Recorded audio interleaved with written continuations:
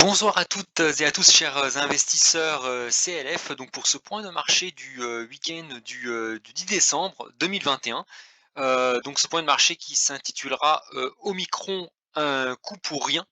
Alors j'avais hésité à l'appeler comme ça ou éventuellement bear trap sur les marchés, parce qu'évidemment les marchés ont, comme vous avez pu le voir, ont rattrapé d'une traite toutes les pertes subies il y a de cela 2 semaines.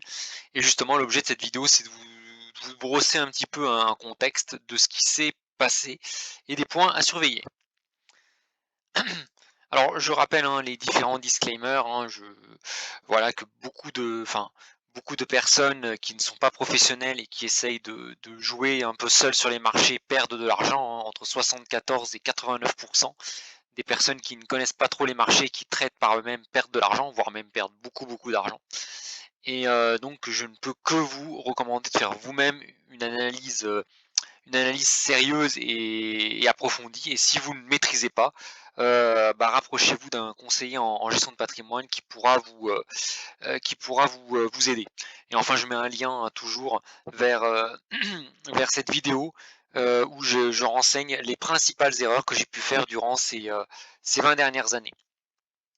Alors, Alors, résumé de l'actualité, donc je vous avais parlé qu'il y avait donc depuis déjà maintenant plusieurs semaines, voire plusieurs mois, on avait l'inflation qui un petit peu, voilà, qui provoquait un peu qui donnait du fil à retordre au marché. Et puis on a eu il y a 2 semaines l'irruption d'un variant du Covid, Omicron, qui a provoqué un vent de panique sur les marchés parce qu'il semblait être résistant au vaccin.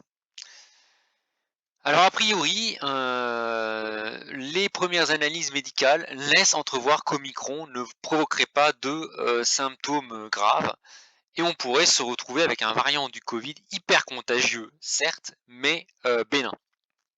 Donc évidemment, quoi de mieux qu'un vaccin naturel avec un virus contagieux et pas dangereux. Donc ce qui permet finalement à l'humanité d'acquérir naturellement l'immunité collective sans même avoir recours à la vaccination. D'ailleurs, on a pu le voir que les valeurs, bien que la bourse s'est très bien comportée, on a eu des valeurs qui ont été massacrées sur les marchés, qui sont les valeurs des laboratoires pharmaceutiques comme Moderna, Pfizer, etc. Parce qu'évidemment, quel intérêt de se faire vacciner si finalement on a un variant que tout le monde va attraper, qui provoque un simple rhume et qui va ensuite provoquer l'immunité collective. Donc ça, les marchés l'ont bien compris et ont durement sanctionné les laboratoires pharmaceutiques. Bon, cela étant, il faut être bénin. Moi, je ne suis pas médecin. Il faut être prudent, pardon. Je ne suis pas médecin. Et voilà, on sait que entre la contamination et les premiers symptômes, il y a à peu près entre 5 et 10 jours. Ensuite, entre les premiers symptômes et l'admission à l'hôpital, il peut s'écouler 2 semaines. Donc il faut quand même attendre de voir encore peut-être 1 à 2 semaines, voir si effectivement il est confirmé que le variant Omicron finalement soit plus bénin que son homologue, le variant Delta. Donc voilà un petit peu pour Omicron. Reste le deuxième point qui est l'inflation, de moins en moins transitoire, mais il y a des petites contradictions qui apparaissent. Je vais en parler d'ailleurs. Alors Jérôme Powell, patron de la Fed, donc reconnaît que l'inflation n'est plus si transitoire que ça. Les chiffres européens et américains tombés cette semaine laissent entrevoir des taux d'inflation de près de 7% en rythme annualisé aux États-Unis, près de 6% en Allemagne. Donc on a des niveaux qui n'ont jamais été vus depuis 40 ans. Néanmoins, il faut quand même se méfier euh, du calcul de l'inflation observée, parce qu'on calcule une inflation sur un an glissant. Or, souvenez-vous, on calcule, donc aujourd'hui on est en décembre 2021, donc on calcule l'inflation qui va de novembre 2020 à novembre 2021. Or, en 2020, donc vers le milieu de l'année 2020, milieu fin 2020, on a eu une très forte déflation. Donc donc les prix ont baissé. Pourquoi? Parce qu'il y avait plus de demande. Alors quand il y a plus de demande, bah, qu'est-ce qui se passe? Bah, les prix s'ajustent à la baisse. On a même eu, hein, si vous vous souvenez, même un prix du pétrole, enfin des futurs du pétrole qui sont tombés en dessous de zéro.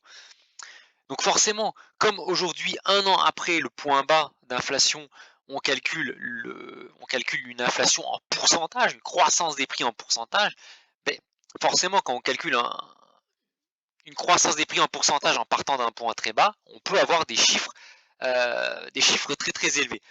Donc un taux d'inflation à 7 en partant d'un moment où on était en forte déflation, comparé avec une inflation peut-être à 6 ou qui arrivait après plusieurs années d'inflation à 5, 6, 7 c'est pas du tout pareil.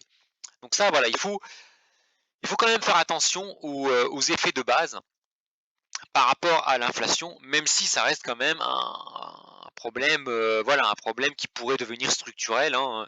Je rappelle, hein, les drivers de l'inflation. On a un vieillissement, driver structurel, hein, on a un vieillissement structurel des populations occidentales. Donc qui dit vieillissement dit baisse de la productivité. On a une baisse de la productivité, on a moins de personnes, de moins en moins de personnes qui vont être sur le marché du travail, qui vont produire, hein, des biens et des services, donc ce qui va provoquer évidemment une baisse des gains de productivité et donc une hausse des prix, puisque ce sont les prix qui s'ajustent à la hausse. Donc ça c'est le premier facteur, le vieillissement de la population et la diminution de la population active qui est un driver structurel de l'inflation. Ensuite, le deuxième driver, c'est la transition énergétique. On a de plus en plus de lois qui sortent, qui vont rendre obsolètes de plus en plus d'appartements, de maisons, les voitures qu'il faut changer. Or, tout ça, toute cette révolution des énergies renouvelables, elle est fortement inflationniste parce qu'il faut remplacer des matériaux, remplacer des énergies, etc. Et ça, forcément, ça va augmenter les coûts sur les travaux, les coûts de la construction, etc. Donc ça, c'est aussi, sur le long terme, inflationniste. Et enfin, le troisième driver, à mon sens, inflationniste, ça j'en ai parlé pas mal, c'est la planche à billets, hein. On a imprimé des tombereaux de liquidités pour financer le quoi qu'il en coûte. Bah, cet argent-là, il va bien finir par se répercuter sur les prix. Et d'ailleurs, on a encore eu le patron des enseignes Leclerc, hein, monsieur Édouard Leclerc, qui a dit, bah, pas plus tard qu'il y a 2 jours, que sa chaîne, son magasin, donc l'enseigne Leclerc, c'est pas rien, va tout faire pour bloquer au maximum les prix jusqu'à Noël, pour permettre finalement aux personnes de passer un Noël entre guillemets tranquille, aux ménages de passer un Noël tranquille, mais très clairement, il fait clairement apparaître un vrai risque de flamber des prix à partir de janvier 2022. Donc ça, voilà, donc là, c'est quand même des signaux assez, voilà, qui peuvent être assez inquiétants par rapport à l'inflation. Néanmoins, au niveau du marché, hein, si on regarde les marchés, bah, on voit que le prix du pétrole, le pétrole, ça s'agit, hein, on est maintenant aux alentours de 70 $ contre 80 $ il y a 2 semaines, hein. Le pétrole est loin d'être revenu à ses niveaux d'avant crise Omicron. On a des prix du blé, du cuivre qui se tassent. Alors on est loin d'un effondrement, mais ça se tasse. On a également le prix de l'or et de l'argent qui patinent aussi, hein, qui ont un petit peu corrigé cette semaine. Donc ça, ce sont quand même des indicateurs qui sont plutôt, qui militent plutôt pour une inflation qui irait en se calmant. Parce que si on raisonne par l'absurde, si l'inflation devait s'emballer, bah, a priori l'or devrait exploser à la hausse. Or c'est pas ce que l'on observe. Donc il va falloir surveiller tout cela d'assez près. Alors, donc là je reviens un petit peu à ma cartographie, hein, vous vous souvenez que il y a 10 jours, je vous avais présenté un petit peu un tableau à double entrée. Omicron, est-ce qu'Omicron sera bénin et dangereux ou dangereux? Et l'inflation, est-ce qu'elle est transitoire et persistante? Et si persistante, quelle est l'attitude des banques centrales? A priori, au jour d'aujourd'hui, au moment où je vous parle, a priori, la deuxième ligne du tableau, hein, variant Omicron dangereux, létal, etc., semble peu probable. Semble peu probable, a priori, c'est pour ça que les marchés ont très très bien réagi. Donc visiblement, la suite devrait se jouer sur la première ligne. Donc on a un variant Omicron bénin, et donc du coup, bah, la question maintenant, la deuxième question, c'est l'inflation. Est-ce que l'inflation va être transitoire? Donc là, ça serait génial, on aurait un Covid qui partirait de lui-même avec une inflation transitoire et une reprise de la croissance. Donc là, on serait dans un scénario dit boucle d'or. C'est génial, hein, pas peu enfin une inflation qui baisse et une croissance qui augmente. Ça, c'est top pour les marchés. Deuxième cas, on a une inflation persistante et dans ce cas-là, est-ce que les banques centrales vont avoir une attitude dite colombe, d'avish, donc cool, on fait comme si de rien n'était. Là, on risque d'avoir un emballement inflation boucle prix salaire, donc c'est un peu ce que j'appelle la stagflation. Ou est-ce que les banques centrales, notamment aux États-Unis, bon, en Europe, a priori, Christine Lagarde, pour le moment, elle considère qu'il n'y a toujours pas d'inflation autre, autre que pic d'inflation, à voir. Mais aux États-Unis, est-ce qu'il y aura une austérité? Est-ce qu'il y aura une attitude faucon de la banque centrale avec hausse des taux? Et là, on risque d'avoir un scénario d'austérité. Donc qui pourrait être assez dommageable pour les actifs dits risqués comme les actions. Donc voilà un petit peu ce tableau. Donc n'hésitez pas un petit peu à bien le regarder, l'analyser, faire une copie d'écran, parce que c'est important voilà, d'avoir cette vision. Alors je dis pas qu'il faut apprendre tout ce que je dis à la lettre, mais c'est important que vous construisiez différents scénarios pour investir correctement votre épargne. Voilà, c'est un peu puisque l'objectif, hein, moi je rappelle, hein, moi je ne défends pas l'inflation, je ne défends pas la déflation, je ne suis pas un gourou de l'un ou de l'autre. Moi mon objectif c'est d'atteindre la liberté financière et de vous proposer, de mettre à disposition des outils, des outils de stratégie financière, des outils de mindset, voilà, des boîtes à outils pour vous permettre, vous aussi, pour celles et ceux qui le souhaitent, d'aller vers la liberté financière. Alors, maintenant, on va passer voilà, aux conséquences sur les marchés. Alors, au niveau des taux d'intérêt, on a les taux qui continuent à se détendre, les taux qui continuent à baisser, hein. On voit à gauche hein, le taux français qui baisse et à droite la valeur des obligations allemandes, donc qui évolue en sens inverse des taux, qui augmente. Donc là, voilà, c'est un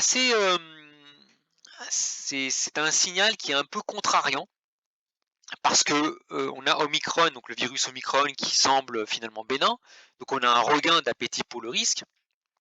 On a des chiffres d'inflation qui sont quand même assez élevés, donc on devrait avoir des taux qui montent. Et là, on observe plutôt des taux qui tendent à baisser. Donc voilà, donc ça c'est un signal voilà, qu'il faut analyser. Alors est-ce que les marchés pensent que on va avoir une inflation qui va baisser d'elle-même, ou est-ce que c'est la banque centrale qui, par ses stratégies de quantitative easing, fait baisser artificiellement les taux?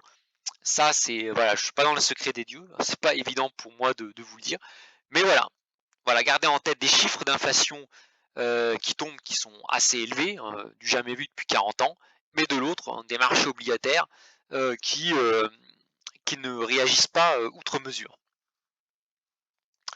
Alors les actions, bon bah là c'est très très beau, hein. On a voyé le gap baissier avec la découverte du variant Omicron. Pendant 2 semaines on a yo-yoté. Et là tout de suite ce mardi, hein, le mardi 7 décembre, pile euh, 80 ans après l'attaque de Pearl Harbor, j'aime bien l'histoire, hop, on a un brillant médecin américain qui dit finalement Omicron ne semble pas être si dangereux. Et là, le CAC 40 recomble son gap baissier et revient fluctuer entre 7000 et 7100. Donc on voit qu'on a retesté les 7000 mais avec succès puisqu'on repasse au-dessus de 7000. Et donc là en fait on revient, c'est la balle au centre, c'est-à-dire qu'on revient avant la découverte du variant Omicron, mais avec des problématiques de inflation ou pas inflation. On revient finalement aux problématiques d'il y a 15 jours. Donc là évidemment la configuration du CAC 40 elle est sympa parce qu'à part d'un nouveau Black Swan, à part une nouvelle, on va dire un peu voilà, qui surprendrait les marchés. On a maintenant 3 supports, qui sont les 6 916, les 6 944 et les 7 000 points, qui permettent au CAC 40 finalement de soutenir le CAC 40. Alors pour le Dow Jones, c'est un peu le même cas, hein. On a eu le gap baissier avec le franchissement à la baisse des 35 500 puis des 35 000 points. Et là, évidemment, avec les nouvelles sur le variant Omicron, bah, finalement, quasiment toute la baisse qui a eu lieu il y a 2 semaines a été effacée et on retrouve un Dow Jones aux prises avec la dernière résistance des 36 000 points avant de revenir vers ces niveaux historiques. Ce qui est possible, hein, on va arriver dans une période traditionnellement bonne pour les marchés, hein, avec les habillages de bilan de fin d'année. Donc on pourrait avoir voilà, un test, enfin, un franchissement des 36 000 points et un test des records historiques. Alors la bourse chinoise, elle se débrouille pas trop mal. Alors elle n'a pas du tout souffert de la crise Omicron, hein. Regardez donc là où je positionne mon curseur, on a à peine baissé suite au variant Omicron. Et là on remonte plutôt bien. Et là on vient tester finalement le haut du canal. Donc on vient tester des plus hauts depuis la fin juillet de cette année. Donc ça, c'est plutôt intéressant, hein. Si jamais lundi prochain, les indices chinois ouvrent à la hausse au-dessus de ce canal, du haut du canal, ça peut être très intéressant sur le plan graphique sur la bourse chinoise. Sachant que voilà, bon, a priori, Evergrande va faire faillite, hein, va faire défaut, enfin pourrait faire défaut, mais a priori, le gouvernement chinois semble, là encore selon les analystes, hein, semble avoir pris les mesures pour éviter finalement d'avoir un effet domino, une contagion à l'ensemble de l'économie chinoise. Parce qu'on a à la fois, alors je ne voulais pas montrer ici, des actions chinoises qui remontent, mais aussi on a un yuan chinois, une devise chinoise, qui a énormément progressé cette semaine. Alors je ne surcharge pas ma présentation de graphique, mais la parité yuan chinois, enfin dollar yuan chinois, elle n'a jamais été aussi bonne pour le yuan chinois depuis assez longtemps, puisqu'on a réussi à casser la zone des 6,40 yuan chinois pour 1 dollar. Donc on a à la fois une hausse des marchés actions chinois, mais en même temps une appréciation du yuan chinois. Voilà, ce qui laisse indiquer que la Chine, enfin le gouvernement chinois va essayer de résoudre le problème, disons en interne, plutôt que de recourir à la planche à billets. Parce que si ça avait été la planche à billets, on aurait un yuan chinois qui au contraire se serait déprécié. Alors, les métaux précieux, donc l'or continue, hein, vous voyez, on a un gros triangle de consolidation, hein, sur l'or, hein.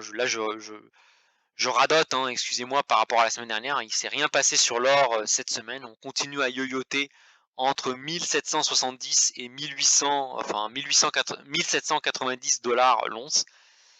Donc c'est un peu on va dire en contradiction par rapport à un scénario d'emballement d'inflation. Parce que si le marché prédit un scénario d'emballement de l'inflation, l'or devrait exploser à la hausse.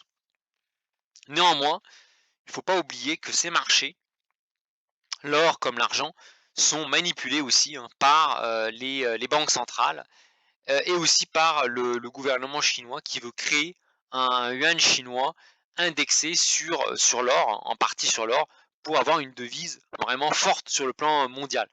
Donc, on pourrait penser aussi que le gouvernement chinois aurait intérêt à maintenir au maximum l'or sous pression pour acheter, pour accumuler de l'or dans ses coffres à bon marché avant de laisser l'or exploser à la hausse pour aller à 2000 ou 2500 dollars l'once. Alors c'est ce que certains analystes pensent. Voilà, certains pensent que l'or a de très beaux jours devant lui, dont certains analystes connus, hein, comme par exemple Robert Kiyosaki. Heu, alors moi, ma vision, je vais vous l'exposer. Moi, je ne suis pas trader, enfin, je ne crois pas au trading ou voilà, moi, je pense qu'il faut avoir une approche, on va dire, patrimoniale. Si vous avez déjà pas mal d'or dans vos portefeuilles, inutile de prendre le diable par la queue. Voilà, il faut rester en attente. Il ne faut pas chercher à faire un all-in sur l'or, à faire des coups sur l'or avec des effets de levier, hein. Voilà, pour moi, c'est très dangereux de chercher à faire de la spéculation sur l'or et l'argent. Regardez, on a quand même des figures de consolidation qui s'étalent sur 18 mois quand même, hein, 18 mois, voire peut-être 2 ans. Donc s'amuser à faire des coups sur l'or et l'argent, c'est risquer de se prendre les portes de saloon.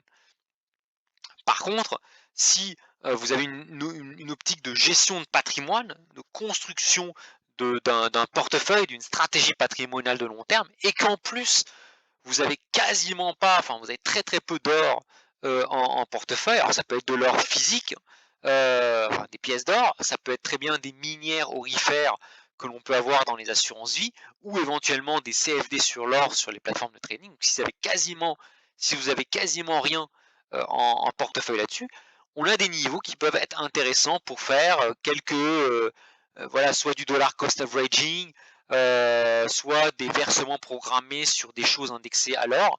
Ça peut être intéressant dans une stratégie patrimoniale sur le long terme. Quand je dis long terme, sur 3, 4, 5, 7 ans, ça peut être intéressant. D'ailleurs, je le fais aussi pour moi d'investir petit à petit sur des choses indexées sur l'or. Alors, sur l'argent, on a à peu près la même configuration que sur l'or. Là, aujourd'hui, on a fait une tentative, hein, de casser à la baisse le bas du canal, mais sans succès, hein. L'argent a rebondi, mais on voit qu'on a des rebonds quand même de plus en plus fragiles sur le bas du canal. Donc là, voilà, attention, hein, si jamais l'argent enfonce le bas du canal, hein, vous voyez, une fois, deux fois, 3 fois, 4 fois, 5 fois, 6 fois, 7 fois, donc ça fait 7 fois qu'on touche les 21,75 $. Donc si on enfonce, on pourrait avoir une accélération à la baisse de l'argent. Par contre, ça peut être intéressant pour les personnes qui font un peu de trading, voilà, de prendre des positions sur ces niveaux-là avec un stop loss quand même serré pour ne pas se prendre un gadin si ça baisse, mais pour jouer un rebond à court terme. Pour les personnes un petit peu comme moi qui font des stratégies patrimoniales, on a un point intéressant qui n'ont pas d'argent, enfin d'or et d'argent en portefeuille. C'est toujours intéressant d'avoir des minières aurifères en portefeuille, des CFD, ou voire même des pièces d'or ou des pièces d'argent dans un petit coffre. On a un point d'entrée qui peut être intéressant pour les investisseuses et les investisseurs qui visent sur du moyen long terme et qui ne veulent pas faire de l'effet de levier. Et je termine sur les cryptos avec notamment le Bitcoin qui a quand même des signes de fragilité, hein. On voit qu'on n'arrive plus à franchir la zone des 52-53 000 $, hein, qui devient résistance. Donc là, la configuration du Bitcoin est assez fragile. Et si jamais on n'arrive pas à casser les 52 000 $, le Bitcoin, on pourrait très très bien revenir tester la zone des 40 000 $. Donc là, il y a un risque, hein, on peut très très bien avoir une chute de 20% du Bitcoin assez vite si jamais cette crypto ne tente pas de franchir les 60, n'arrive pas à franchir les 52-53 000 $. Alors en conclusion, en résumé, on a eu un fort rebond des marchés actions, hein. Cette semaine, c'était vraiment la semaine des actions, avec une des plus belles semaines des bourses, hein, et notamment du CAC 40, hein, avec le luxe qui a cartonné. Et puis on a des cryptos, des métaux qui déçoivent un petit peu, voilà, qui n'ont pas montré tout leur potentiel, notamment les métaux précieux. Alors à surveiller pour les prochains jours, prochaines semaines. Alors à confirmer que Omicron est bien bénin. La dernière réunion de la Fed, hein, pour voir si on va avoir une accélération du tapering et des premières hausses des taux en 2022. On a aussi le gouvernement Olaf qui a pris ses fonctions en Allemagne. Donc à surveiller la réaction des Allemands. Ça, il va falloir vraiment la surveiller parce que les Allemands sont peu enclins à l'inflation. D'autant plus qu'en France, alors là, c'est champagne, hein, on sort le carnet de chèques, hein, avec la campagne présidentielle, là, c'est open bar, hein, on gèle les tarifs de l'électricité pour 2022, on fait des chèques inflation, enfin bref, mais tout ça, il faut le payer, hein, ça, l'argent n'est pas magique, donc on si on donne des chèques, on finance du quoi qu'il en coûte, par exemple pour les boîtes de nuit, hein, il y a un nouveau quoi qu'il en coûte pour les boîtes de nuit, et que l'on n'augmente pas les impôts, bah derrière, on le paye d'une autre manière, hein. Si on ne le paye pas par les impôts, on le paye par de l'inflation à cause de la création monétaire pour accompagner ces mesures de financement. Donc ça, voilà, il faut quand même voir la réaction des Allemands. Est-ce que les Allemands vont accepter voilà, ce petit manège, hein, ce petit tango entre Monsieur Macron et Madame Lagarde, patronne de la BCE. Voilà. Ça, il faudra le surveiller. Alors, je termine, hein, sur les marchés, on va rentrer dans ce qu'on appelle le rallye du Père Noël, mais encore attention au contre-pied. J'avais expliqué dans une vidéo que les mois d'octobre sont traditionnellement dangereux sur les marchés, et cette année, vous avez vu, on a eu un mois d'octobre en apothéose. Donc méfiance, hein, si tout le monde s'attend au son du violon, vous savez que les marchés vont être cool, voilà, il n'y a plus qu'à sortir le champagne à Noël et les marchés vont monter en mode camisole algorithmique. Voilà, faire attention. Voilà, on a déjà eu des surprises par le passé. Donc il faut quand même rester sur ses gardes. Et dans tous les cas, hein, pour les personnes qui ont des effets de levier, etc., bah voilà, si votre projet c'est de vous éloigner des écrans pour réveillonner tranquillement en famille, bah voilà, c'est un conseil père de famille que je vous donne, bah, allégez vos positions, diminuez votre effet de levier pour passer des fêtes de fin d'année en mode apaisé. Voilà, bah écoutez, c'est tout ce que j'avais à dire sur pour ce point hebdomadaire. Voilà, donc là, on va rentrer quand même dans des semaines qui vont être de plus en plus calmes jusqu'à la fin décembre, début janvier. Mais attention quand même, hein, au Black Swan, hein, voilà, des signes noirs sur les marchés, hein. Donc j'ai beaucoup parlé de Omicron, j'ai parlé de l'inflation, je parlais des Allemands, de la réaction des Allemands. Attention aussi à ce qui se passe en Russie, hein, entre la Russie et l'Ukraine, hein, voilà. Il faut surveiller des signes noirs qui peuvent arriver au moment où personne ne s'y attend. Donc voilà, si vous êtes trader, soyez prudent, réduisez les effets de levier, surtout si vous pensez prendre des vacances. Et pour tout ce qui est gestion de patrimoine, bah, là encore, voilà, moi j'ai qu'un conseil à donner, je peux pas faire de conseils comme ça pour tout le monde, chacun est différent, mais un maître mot pour moi, diversification. Voilà, pour moi c'est vraiment important. C'est vraiment la diversification de vos patrimoines, une épargne de précaution, des investissements dans des actifs qui profitent de la croissance économique, de l'intelligence humaine, des investissements dans des actifs anti-inflation, notamment les métaux précieux, l'or, l'argent, peut-être dans une moindre mesure les cryptos. Et encore, hein, je mets des guillemets. Et puis enfin, pour celles et ceux qui ont les moyens d'acheter leur résidence principale ou d'investir dans l'immobilier et profiter du levier de crédit, ça peut aussi être intéressant justement pour avoir une stratégie patrimoniale, on va dire, équilibrée. Voilà, bah écoutez, en tout cas, je vous souhaite un très très bon week-end, une bonne fin de soirée, un très bon week-end. Prenez soin de vous et on se retrouve dans une semaine. Allez, salut!